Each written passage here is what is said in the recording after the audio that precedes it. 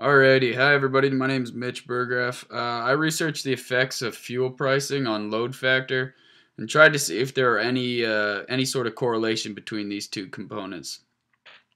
So let's start out with why. Why could this be a possibility?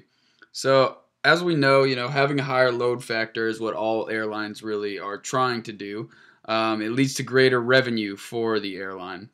If we think back to what we discussed in class, airlines they don't want to send empty planes. They don't want to send an airplane without all the seats filled because this is all revenue that they're losing out on. So the higher the load factor, the better. Additionally, with increased fuel prices, we can really see an increase in operating cost in the airline. So as fuel prices rise, then also the operating costs rise. So by using this, this kind of brings the possibility of trying to close this gap of the cost by increasing the load factor and trying to maximize the revenue on each flight that the airline operates. So I started by putting these graphs together, and as you can see, there's a graph from the last about 13 years, starting in January of 2003.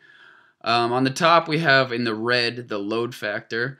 Now, load factor, as we know, is basically how many seats are available on the airplane versus how many are filled.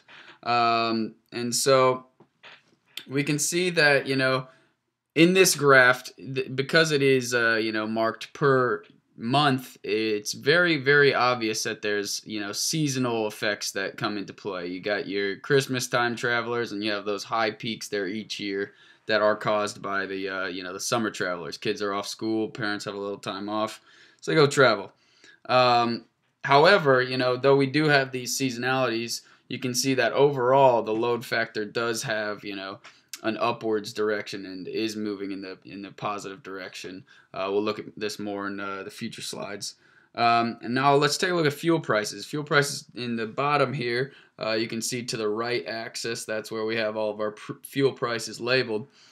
This really demonstrates, and this really shows what people have been talking about recently, about how these low fuel prices have really been helping out airlines, helping them maximize their revenue, make a little bit more profit to be able to put some money back into the airline. Now, if we continue on, what I did is I thought that was a little bit messy. So I took some of the data out to see if we could get more of a correlation. It was a little difficult to see if fuel prices and load factor were really intertwined, or if they had any correlation between each other. So what I wanted to do is I pulled out all of the monthly data and only put in the yearly. This very, very strongly demonstrates that load factor has increased, and I think that's very obvious to most people who ever fly these days. You see, whenever you go to an airplane, most of the time it's gonna be full. You're not gonna have a whole row to yourself, unfortunately. Now, if we look at fuel prices, overall, they have been increasing throughout they have increased throughout the last 13 years. Yeah, we have seen this recent drop, which is very nice for airlines, as I just mentioned. But overall, the trend is increasing.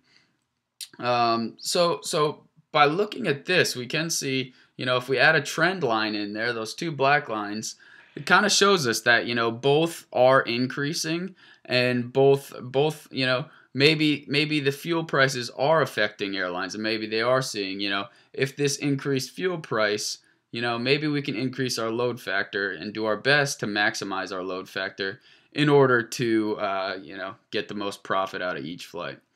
So let's take a look at the conclusions. What are there?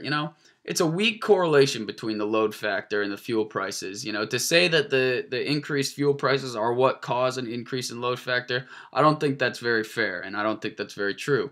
However, we can see that the load factor has been increasing, so maybe this is slightly increased by the fuel prices. The interesting thing, though, is that we never see a drop in the load factor, over the 13-year span. Yes, you have the seasonality drops, but over the 13-year span, there's never really a drop in the load factor. So it's interesting. It begs the question, maybe fuel prices and the increase in fuel prices, especially when you get back to the years, right before 2008, 2007, that time when fuel prices are at $3 a gallon or so, then it definitely is obvious that, they were trying to increase that load factor to, match those fuel prices. So, however, it's not an extremely strong correlation between the two. So regardless, this is a really good thing for the airlines because yes, we have had a recent decrease in fuel prices, which is great. Because our load factor is still up there in the high 80s and has even touched the low 90s.